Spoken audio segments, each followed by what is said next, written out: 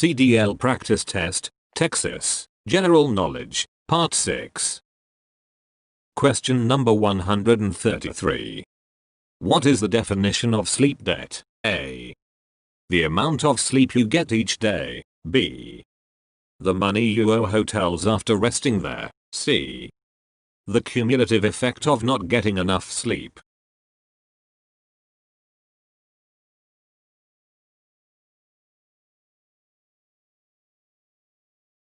The correct answer is here, C. The cumulative effect of not getting enough sleep. Explanation. Sleep debt is a dangerous condition in which missing sleep adds up until you risk falling asleep at the wheel unless you get some rest. People are often surprised that getting less than 6 hours of sleep per night triples the risk of an accident. At least 15% of heavy truck crashes are believed to involve driver fatigue. Before a trip, you should get adequate sleep. Adults need 8 to 9 hours to maintain alertness. Question number 135. You pull up to a stop sign during some light rain and there is not much traction on the ground. When you begin to accelerate again, your wheels start to spin. What should you do next? A. Release the handbrake. B. Slowly increase pressure on the gas pedal. C. Gradually apply pressure to the brake pedal. D. Remove all the pressure from the gas pedal.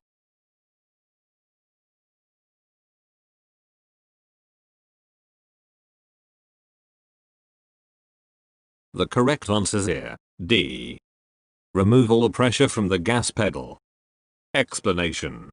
If your wheels begin to spin, you'll no longer be in control of the vehicle. Remove all the pressure from the gas pedal to stop your wheels spinning. Question number 136. How can you test the parking brake? A. Set the parking brake and pull forward gently. B. Set the parking brake at highway speeds. C. Move back slowly and set the parking brake.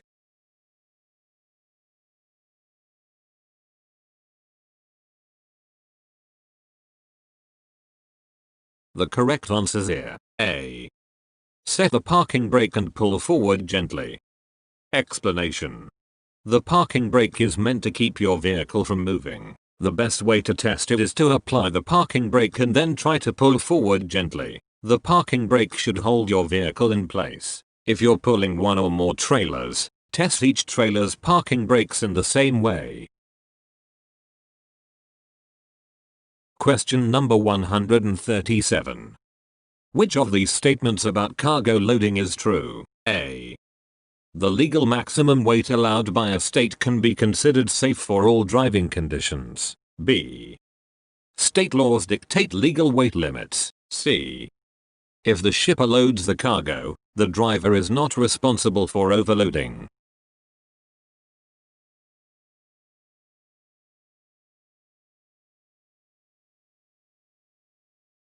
The correct answer is here, B. State laws dictate legal weight limits. Explanation. You are always responsible for making sure your vehicle and its cargo meet all legal weight limits imposed by states. States impose limits on both vehicle weights and axle weights. Question number 138. In the event of a drive wheel braking skid, you should stop braking and A. Engage the clutch. B. Search for an escape ramp. C. Hold the steering wheel firmly. D. Countersteer.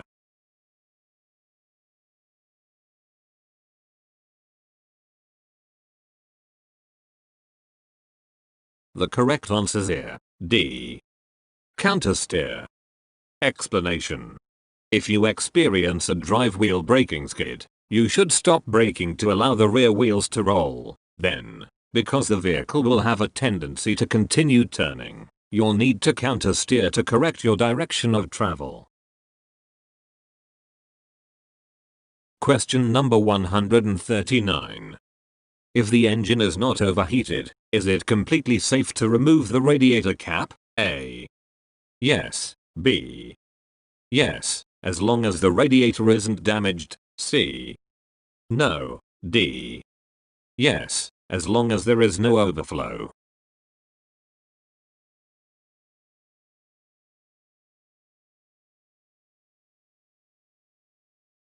The correct answers here. C.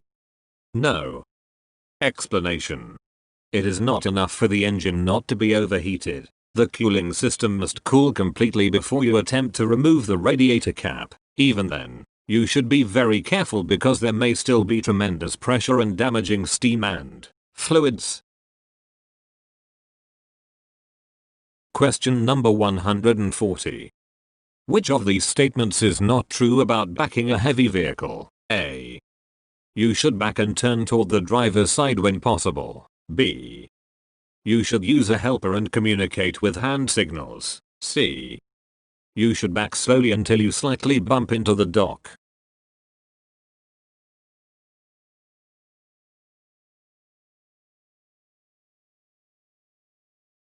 The correct answers here. C. You should back slowly until you slightly bump into the dock. Explanation. To make backing up easier and safer, turn toward the driver's side so you can watch the rear of your vehicle through your window. Have a helper stand near the rear of your vehicle and observe areas that you cannot. He or she can signal you to stop before you hit something. Question number 141. To help you stay alert while driving, you should A. Take cold medicine if you have a cold. B. Take short breaks before you get drowsy. C. Schedule trips for hours during which you are normally asleep.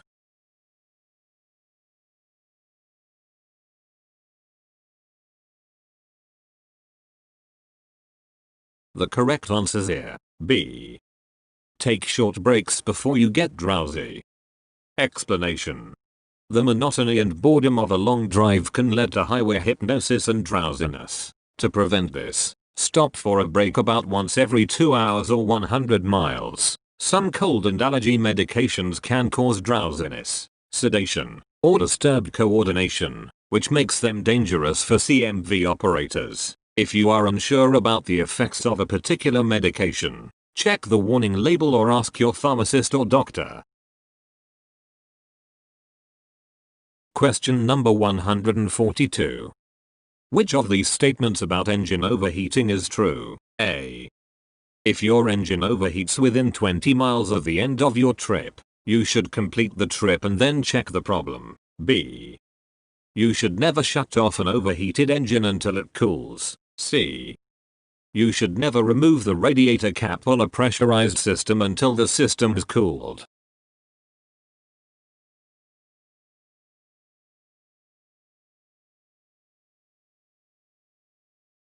The correct answers here. C. You should never remove the radiator cap on a pressurized system until the system has cooled. Explanation.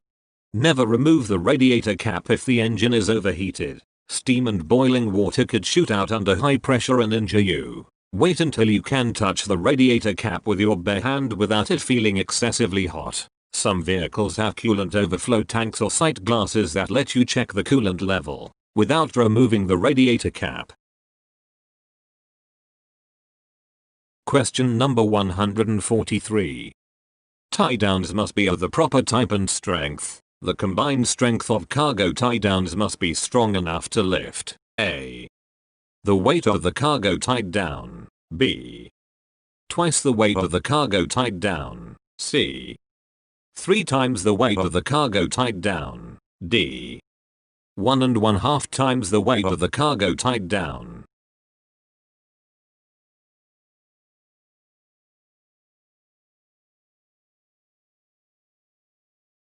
The correct answers here. D. 1.5 times the weight of the cargo tied down. Explanation. Tie downs must be of the proper type and proper strength. Federal regulations require the aggregate working load limit of any securement system used to secure an article or group of articles against movement must be at least 1.5 times the weight of the article or group of articles. Question number 144. Which of these is correct regarding brake shoes? A. Brake shoes should not be worn dangerously thin. B. Brake shoes should have the same thickness as a penny. C. Brake shoes should be larger than a quarter on the steering axle.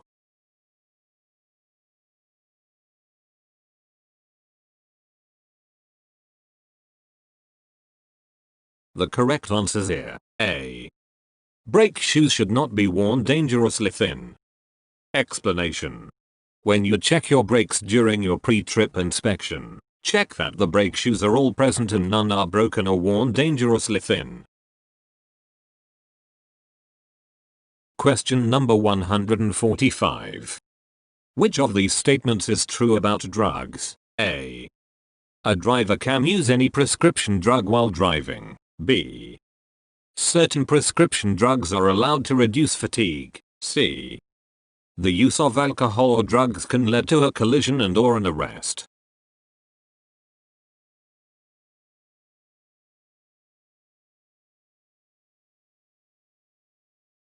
The correct answers here. C.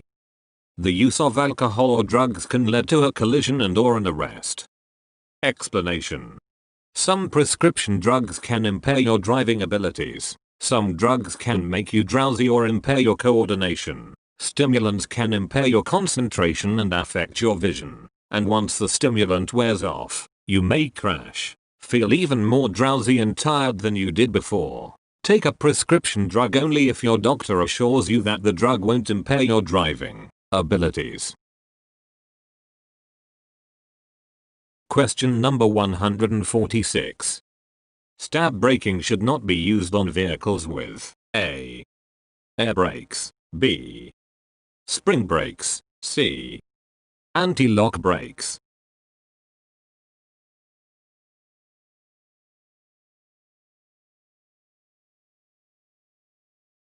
The correct answers here. C. Anti-lock brakes. Explanation. In stab braking, you deliberately keep locking and unlocking the wheels. Hence, stab braking should not be used on a vehicle with anti-lock brakes. Use controlled braking instead. Question number 147. What can you do at an accident scene to help avoid another accident? A. Set out warning devices to keep other vehicles from running into the accident scene. B. Stay in your vehicle and do nothing until help arrives. C. Leave your vehicle, do nothing, and get to higher ground. D. Have a drink to calm your nerves.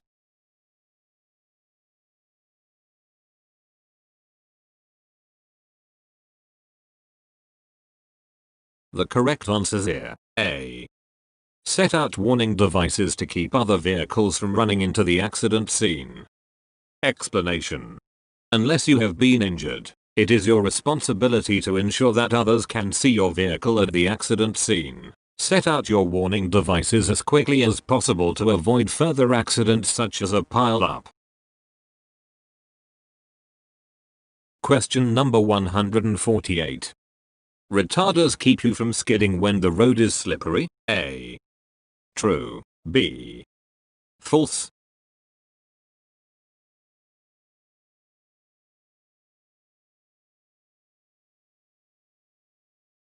The correct answers here. B. False. Explanation. If your drive wheels have poor traction, the retarder may cause them to skid. Always turn off the retarder when the road is wet, icy or covered with snow, especially if the unit is empty or lightly loaded. Question number 149. A CDL driver must let his employer know within 30 days of receiving a traffic violation except in the case of a seatbelt violation, B. Speeding 2 miles over the limit violation, C. Marker light not working violation, D. Parking ticket.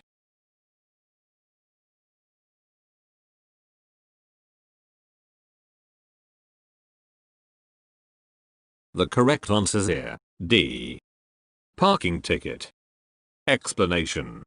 A parking ticket is not a moving violation that is considered unsafe practice. Within 30 days of a conviction for any traffic violation, Except parking violations, a driver must notify his/her employer, regardless of the nature of the violation or the type of vehicle which was driven at the time.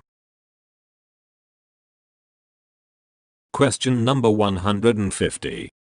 To safely adjust your speed to current driving conditions, what should you look for ahead? A. Road signs and traffic. B. Police and way stations. C. Traffic and road conditions.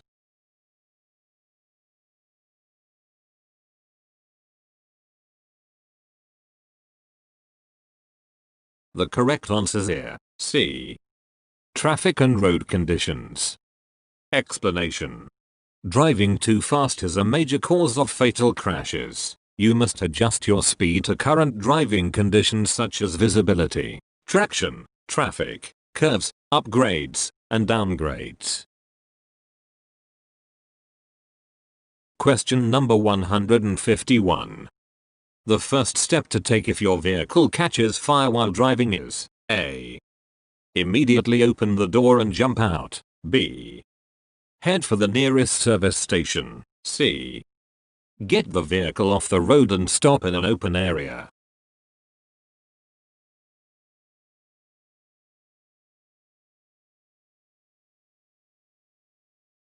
The correct answer is here. C. Get the vehicle off the road and stop in an open area. Explanation. The first step is to get the vehicle off the road and stop. In doing so, park in an open area, away from buildings, trees, brush, other vehicles, or anything that might catch fire. Don't pull into a service station. Question number 152. Some traffic emergencies may require you to leave the road. Which of these is a good thing to remember? A. Brake gently to avoid skidding. B. Use hard braking if you are moving at a speed greater than 20 mph. C. Most shoulders will not support a large vehicle. D. If you must leave the road, try to get all wheels off the pavement or at least one side of vehicle's tires off the road.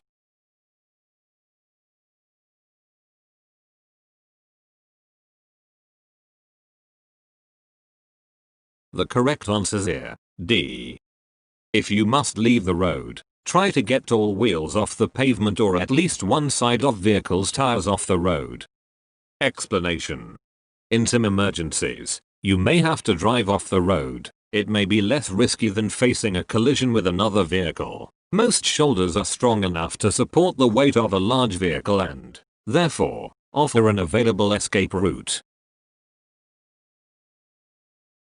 Question number 153. Name two causes of fires. A. Driver smoking and following too close. B. Underinflated tires and jewels that touch. C. Tight turns and gravel roads.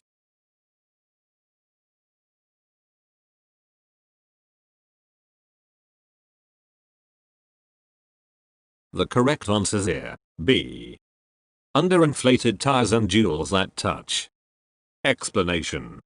Tires that overheat can catch fire. Underinflation causes increased flexing of the tire, which increases tire temperature. Dual tires that touch each other or other parts of the vehicle can overheat due to friction.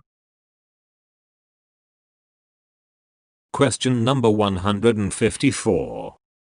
After you start the engine, the oil pressure should rise to normal within A. the first hour, B. minutes, C. a mile's drive, D. seconds.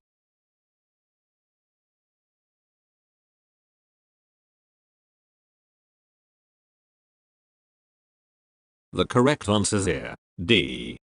seconds. Explanation. Once the engine starts, the oil pressure should rise to normal within seconds. If it doesn't, shut off the engine immediately and check the oil level. If you run the engine without oil, it will soon be damaged. Question number 155. Which of the following is not a type of retarder? A. electric, B. robotic, C. hydraulic.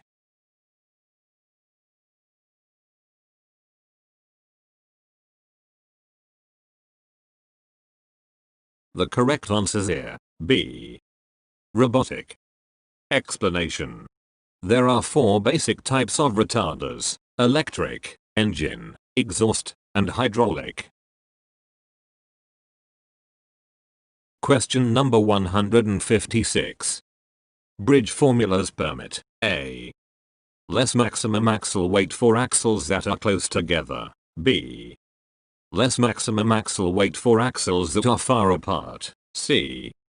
The same maximum axle weight for any axle spacing.